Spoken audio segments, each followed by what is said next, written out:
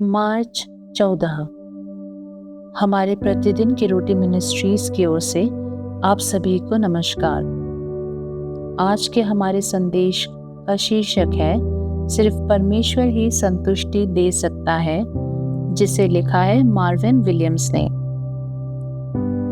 उत्पत्ति की पुस्तक अध्याय 25 वचन 29 से 34 आज के हमारे मनन का भाग है, जहां पर कुछ यूं लिखा है।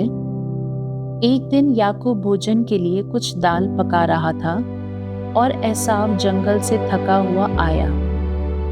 तब एसाव ने याकूब से कहा, वो जो लाल वस्तु है, उसी लाल वस्तु में से मुझे कुछ खिला, क्योंकि मैं थका हुआ हूँ। इसी कारण उसका नाम एदोम भी पड़ा। याकूब ने कहा, अपना पहलौठे का अधिकार आज मेरे हाथ बेच दे। एसाव ने कहा, देख, मैं तो अभी मरने पर हूँ, इसलिए पहलौठे के अधिकार से मेरा क्या लाभ होगा। याकूब ने कहा, मुझसे अभी शपथ खा।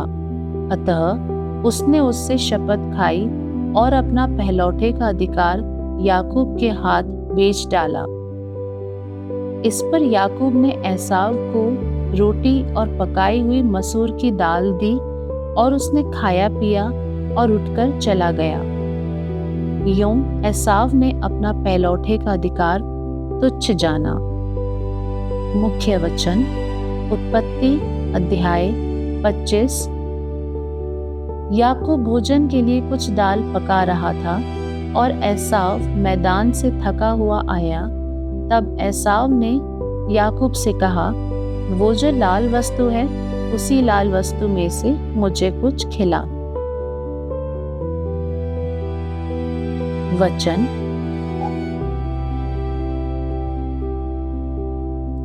30। बहुत बड़ा झींगा, शावरमा, सलाद और बहुत कुछ। हजारों रुपयों के मूल्य का भोजन एक घर के मालिक को दिया गया। लेकिन वो आदमी पार्टी नहीं कर रहा था। वास्तव में उसने स्मोगार्सबोर्ड यानी बुफे, जो विभिन्न प्रकार के खाद्य पदार्थ और व्यंजन पेश करता है, उसका ऑर्डर नहीं दिया था, बल्कि उसके 6 साल के बेटे ने किया था। ये कैसे हो गया? पिता ने अपने बेटे को सोने से पहले अपने फोन से खेलने दिया और बेटे ने इसका इस्तेमाल कई रेस्तरां के महंगे उपहार खरीदने के लिए किया। तुमने ऐसा क्यों किया? पिता ने अपने बेटे से पूछा, जो अपनी रजाई के नीचे छुपा हुआ था। 6 साल के बच्चे ने उत्तर दिया, मैं भूखा था। लड़के की भूख और अपरिपक्वता के कारण इसका परिणाम महंगा पड़ा। एसाव की भूख की कीमत हजारों रुपए से भी अधिक थी। उत्पत्ति 25 की कहानी में वो थका हुआ और भोजन के लिए बेचैन दिखता है। उसने अपने भाई से कहा, उसी लाल वस्तु में से मुझे कुछ खिला, मैं भूखा हूँ। याकूब ने उत्तर में एसाव से उसका पहलौठे का जन्म सिद्ध अधिकार मांग लिया। पहलौठे के अधिकार में एसाव का पहलौठे का पुत्र के रूप में विशेष स्थान, परमेश्वर के वादों का आशीर्वाद, विरासत का दुगना हिस्सा और परमेश्वर के परिवार का आत्मिक अगुवा होने का विशेष अधिकार शामिल था।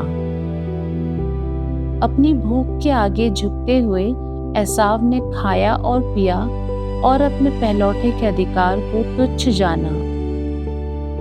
जब हम प्रलोभित होते हैं और किसी चीज की इच्छा करते हैं, तब अपनी भूख को हमें महंगी गलतियों और पाप की ओर ले जाने के बजाय आइए हम अपने स्वर्गीय पिता के पास जाएं। सिर्फ वो ही भूखी आत्मा को उत्तम पदार्थों से तृप्त करता है।